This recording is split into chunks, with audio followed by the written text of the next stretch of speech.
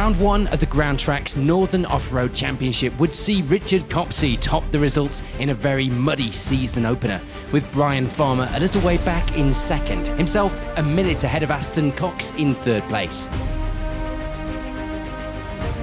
Round 2 will be a big contrast to Round 1, the crews taking on a rather dusty Driffield. Sadly, our camera is not present due to being on MOD land, but it would be Dan Evans coming out on top, with Simon Adams getting his first podium of the season in second, and a great result for Matt Elvin with third. Round 3 of the championship would see a return of the mud and rain. Parkwood Off-Road Centre near Bradford would be the venue, and this round of the series will be David Simonite's memorial event, a trophy that everyone would want to be taking home at the end of a tough 2 days of racing.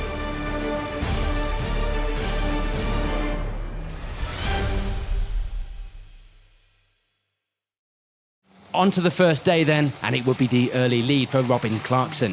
A small lead of just 8 seconds, but it was a good position to be in going into day 2. Yeah, it's been good. Really enjoyed it. Yeah, bit wet and slippy this morning, but this afternoon. But it's good. Yeah, really good. Last run I think was slippiest a lot. You get a bit more grip when it's raining. It seems to be better grip, but really good. Pleased. For Ian Gregg, it will be second place. The course seemed to be suiting the car well, and the lead wasn't too far out of grasp. With 8 more runs to go on day 2, there would still be plenty of opportunity to try and close that gap. A spin soon after the start wasn't helping the times for Richard Copsey and Richard Canterbury. They were a further 6 seconds back from Gregg and 14 seconds off the lead. It could have been a different story had it not been for those mistakes, but they would be trying to put an end to that and put it right on day 2. Yeah, it's gone really well. Made a few mistakes. I had a bit of a spin out on the entry to the wood. Had to do like a 360, come back through, but we regained it. We lost a bit of time here and there, but I think we can make it back tomorrow if it dries up a bit more. Anthony Jackson and Lauren Widdup will be leading the way in Class 6. They were enjoying the course, even if it was proving to be very slippery. The pace was okay, but they felt there was room for improvement on day 2. 4th place though for now. Yeah, it's been good. It's been very slippy for the first couple of runs, but yeah, we're getting in there. We've had a few little issues, but no major. So just it's very slippy and had a couple of spins, but yeah, it's good. We're enjoying it, so yeah, it's good. And it will be a mixed opening day for Simon Adams. The times were great, including a joint fastest time, but a series of punctures and a problem with the car going into limp mode were chipping away at that overall time. He makes it to the end of the day ready to get the car sorted and back out for a big push on day 2. It's been challenging. It's not great without a screen. It's a lot of water out there. I've had 2 punches, and on my 3rd lap I hit the upstand on one of the big jumps a bit hard, and I knocked the fan, bent the housing and stopped the fan, so it went into limp mode. So I've had problems on 3 out of 5 laps, but I think it's going all right. Yeah, enjoying it. Yeah. Things were going well for Willie Stubbs meanwhile. 2nd place in Class 6 at this stage and lying in 6th place on our overall leaderboard. A bit of a moment hitting a tree stump on the early stages of the day would be a bit of a reminder that he still had to keep things tidy in order to get to the finish. All right, apart from that tree stump over there, we hit that. We've learnt to avoid it now. So other than that, we're going well. It's a good course, going well. For Adam Evans, it will be 7th place overall. 3rd place in Class 2, one of 3 UTV vehicles in the top 10, proving that the development of these cars was coming on well now. Things going okay for Cameron Jones. 3rd place in Class 6 at the end of the day and 8th place overall. Happy enough with how the day had gone, but he knew that he needed to get the pace back up for day 2 if he wanted to climb that leaderboard. I needed to pull my head out my backside a little bit, but yeah, we're all right. Ready for tomorrow. Get Hammer down, catch up, catch Mr. Jackson. Matt and Edmund Elvin put in some good times on day 1 to lead Class 9 overnight. Checks after the day's racing would reveal some play in the prop shaft, so it would be replaced just to be safe ahead of day 2. And rounding out our top 10 would be Ben Gill, second place in Class 9, just behind Elvin, finding the course slippery just like everyone else, but enjoying things so far. All right, yeah, it's very slippy, but it's same for everybody, I suppose. There's been a few overcooks on corners and what have you, when you think you're going great guns and then it just doesn't happen. But other than that, yeah, we're doing really well. We haven't had any problems or out up to press, so all been well. We should have, if we can have same good luck tomorrow, we've cracked it. In some of the classes outside the top 10, it will be first place in Class 8 for Luke Sagar. Things were looking well, and the times in the class were good at this stage.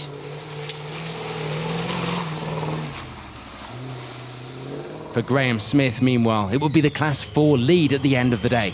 12th place overall, just over half a minute back from Sagar at this stage. And Steve Hill and Steve Almond have been enjoying the early summer sunshine leading up to the event, packing the all-terrain tyres into the van, unaware of the rain that was due. The lack of mud-terrain tyres would make the course interesting, and the pair end the day with 13th overall, third in Class 9. It's been very slippy, but it didn't help by we decided to come on ATs rather than the mud tyres. So it's just like driving on glass. James and Jenny Canterbury make a good start to the day with second place in Class 8. The car was going well, they were keeping it the right way up, which is important. Just the spanner check needed ready for day 2. And having no issues on day 1 will be James Lofthouse. It will be an uneventful day, and one that saw no major issues, no drama either, ready for the car to be checked over and back out for a push in the morning. Richard Cooper and Adam Turner certainly weren't having an easy day. They were having a range of problems, including a burst brake pipe at the end of the opening run, and more seriously, a blown rear diff on run 4.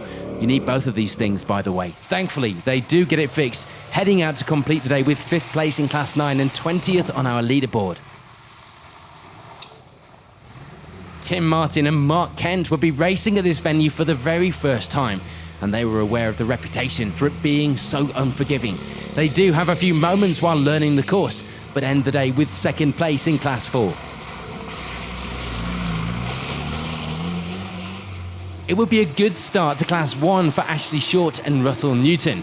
A good, healthy lead in that class, lying in 27th overall. 17 seconds back on the overall times would be Craig Snowden, fighting for a different class result and lying 3rd place there at the moment, as well as 28th place overall. Peter Bauer had made a good choice on the tyres. He'd be enjoying the course, particularly with all this mud. 2nd place in Class 1 for him at this stage, just looking to finish with the car in one piece. And for Alan Bland, it will be 3rd place in the class. The gap to 2nd would be a big one though, so it would just be about holding on to 3rd place for now, barring disaster up ahead. There were troubles right from the start for Bradley Hall and Amy Hartley. The throttle cable snapping in the opening run, giving them a maximum. They do get it fixed and continue to the end of the day with 37th overall. There will be more bad luck, however, for Robert Simonite. Sadly, he'd be forced to retire after the opening run of the day. So we reached the end of day 1. It's the lead for Robin Clarkson, but the times were close, with 8 more runs planned for day 2. Coverage of the Groundtrax Northern Off-Road Championship is made possible for you by our championship sponsors.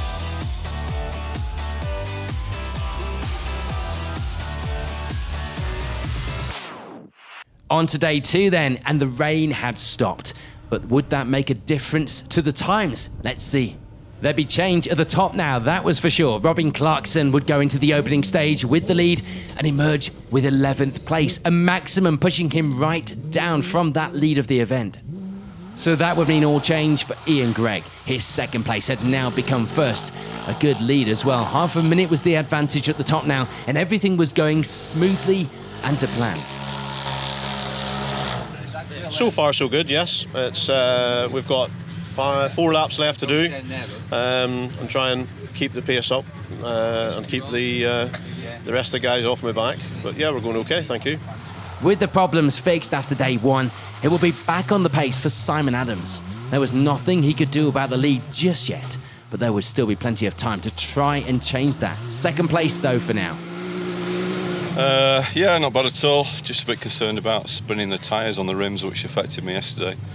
So I'm not giving it quite everything, but I'm matching Ian's times today.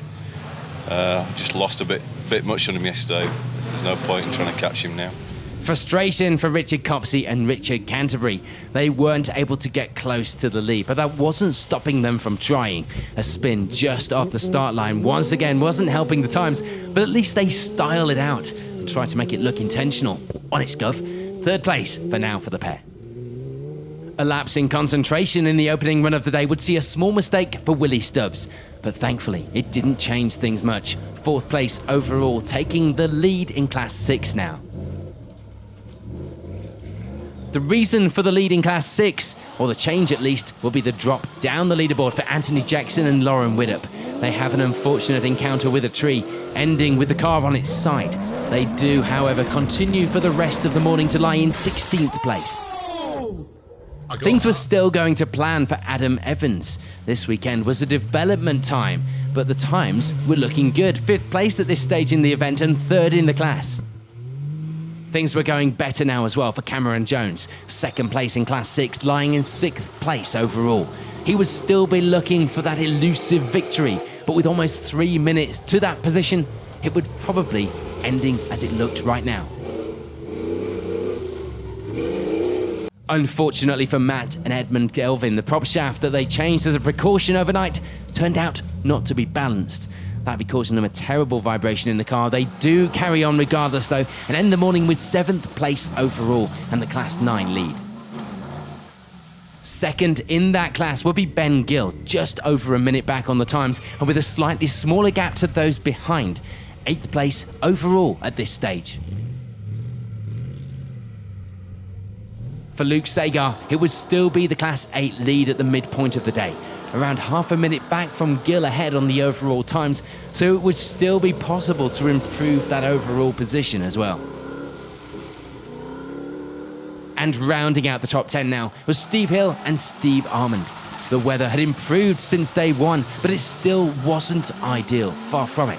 Those all-terrain tyres didn't quite have these conditions in them. They end the morning with 3rd place in Class 9. Just looking then at some of the classes outside of the top 10 as we do, it will be 2nd place in Class 8 for James Lofthouse. Happy with the times, but just feeling that things could be tidied up a little as it was getting a bit messy in places now. And for James and Jenny Canterbury, it will be 3rd place in that class as well as 13th overall. Things going well, the plan now was just to keep it that way. Easier said than done in these conditions and in this championship. Yeah, it's been going pretty well actually. It's starting to dry out a bit, so it's getting faster, and it's a great course. I do love this venue. It's got a mixture of everything, so scare yourself a bit in the trees and that, and the fast stuff. For Gary Reid, it will be 3rd place in Class 6 now, stepping up to take that position with the mistake made by Anthony Jackson earlier in the morning.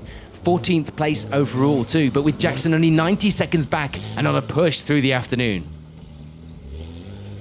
Richard Cooper and Adam Turner sadly drop a little time with a puncture in the early runs this morning, perhaps robbing us of a bit of a fight. They do, though, reach the midpoint of the day with 4th place in Class 9, 17th overall.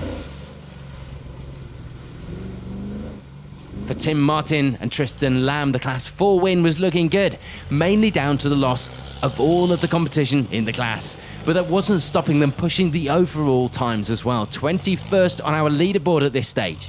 No problems for Peter Bauer, meanwhile, still enjoying the course and still having fun. Isn't that the main thing? The plan was simply just to finish now and not have any more work to do on the car before the next round. 1st in Class 1, 25th on the leaderboard.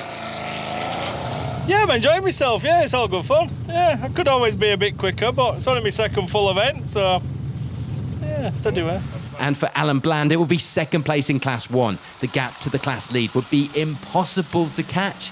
Looking at it on paper anyway, but of course they all still had to finish just yet. So we reached the midpoint of day 2, a grueling event this one, and with just 4 runs remaining, it's the lead for Ian Gregg, with Simon Adams trying his best to get that lead for himself.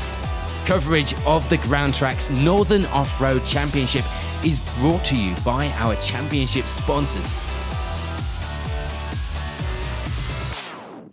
So on to the final runs of the event then, and we take a look at how those results were decided. For Adam Bunting, it will be third place in Class 2 at the end of the event. No change for Alan Bland in the second half of the day. He remains second place in Class 1 and takes 26th place overall too. Sadly for Robin Clarkson, the weekend hadn't exactly gone to plan. He does take the Class 5 victory, but it would be by default 25th place overall after leading the event on day 1. And it would be a good end to the event for Peter Bauer. A good enjoyable run around the course sees him taking the Class 1 victory as well as 21st overall. There's a bit of change in Class 2. We see Simon Rood end the event with second place in that class, 19th place on the leaderboard. And with everyone else falling by the wayside in Class 4, it would be the unchallenged victory in that class for Tim Martin and Tristan Lamb. It would also be a fantastic result of 16th place on the overall results too. We'd see Dean Hoskins, meanwhile, with Tim Longfield alongside, move up into the podium places in the class in the final runs. Third place in Class 8 was theirs. A puncture earlier in the day would have cost them a little time, but it was still a great result for the pair. For Richard Cooper and Adam Turner, it would be a good end to the event after their problems on day 1. They reached the finish with 4th place in Class 9, as well as a very relieved and impressive, given the problems, 13th place on the overall leaderboard. It would be job done for James Lofthouse this weekend. 12th place overall, second in Class 8, a good steady run without problems to claim a good result. Even if it wasn't quite the class victory he'd looked set to claim earlier in the day. No problems for James and Jenny Canterbury. They keep things on track for the remainder of the day to finish just outside our top 10, as well as taking the Class 8 victory by the end of the event. On to the top 10 then, and it will be 10th place overall for Gary Reid, taking 3rd in Class 6 with that result in the process. There'd be a big moment on the final run for Steve Hill and Steve Almond, thankfully getting away with it and getting to the end of the event with 3rd place in Class 9 as well as 9th place on the overall leaderboard.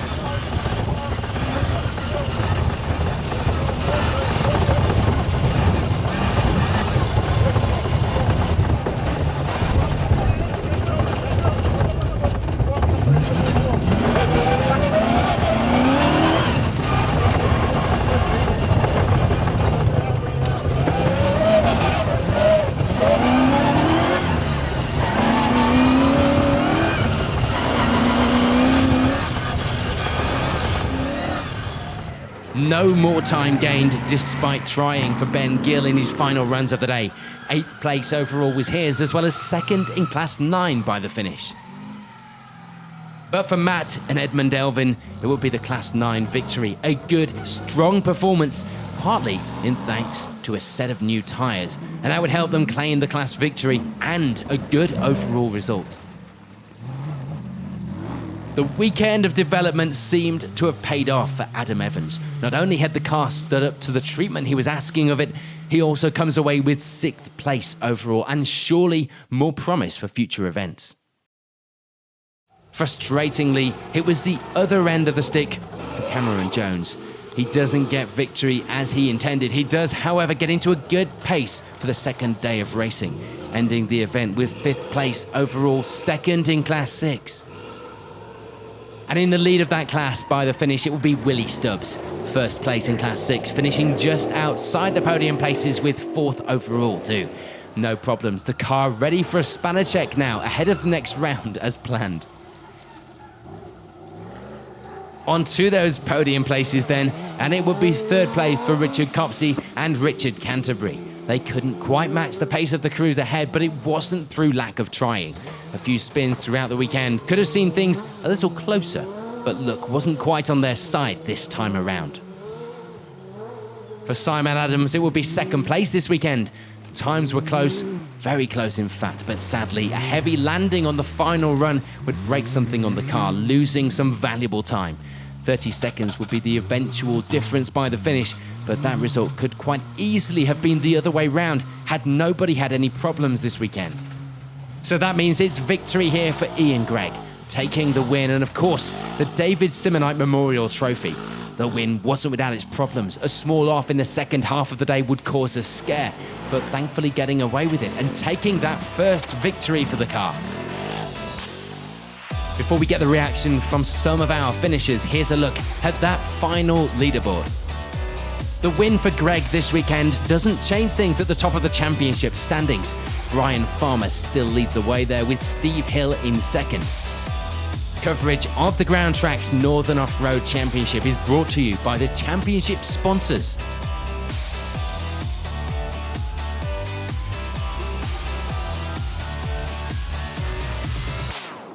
Yes, an excellent result. Very, very pleased with it, and it's also an honour to win the Dave Simonite Memorial Trophy. I'm really, really pleased with that.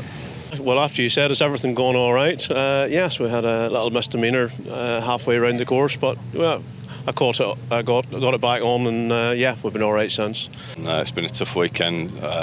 Second overall, lost it on the last lap. The radius rod went on the rear, felt like a double puncher. Struggled to get back. Really went down on the jumps. Ended up with a 5:09, I think it was. But yeah, second overall, pleased. Third time I've been second in recent events, so I could just do with trying a bit harder, really. Just improve next time. But yeah, no, great event. Yeah. Yeah, third overall. We were going for first. I'd like to get my name back on that trophy again, but it wasn't to be this time. Them buggies were really quick, consistent times, and they were faster through the tight Nadgery woods, the turning better, I think. So we just couldn't get any power down, really. So we did as best we can with what we had to work with. Richard done a sterling job for me at Canterbury Motorsports. We couldn't have done better, really. Just one flat tyre on last lap, which put us back a few seconds, but not to make any difference on position. So chips and gravy this time. The next round of this exciting series takes place at Forest Lodge in Scotland on the 10th of June. Make sure you've got your midge spray with you. And in the meantime, you can join us on our social media channels to keep up to date with all the events and coverage throughout the year, as well as behind the scenes content from the Northern Off-Road Championship. Thank you for watching.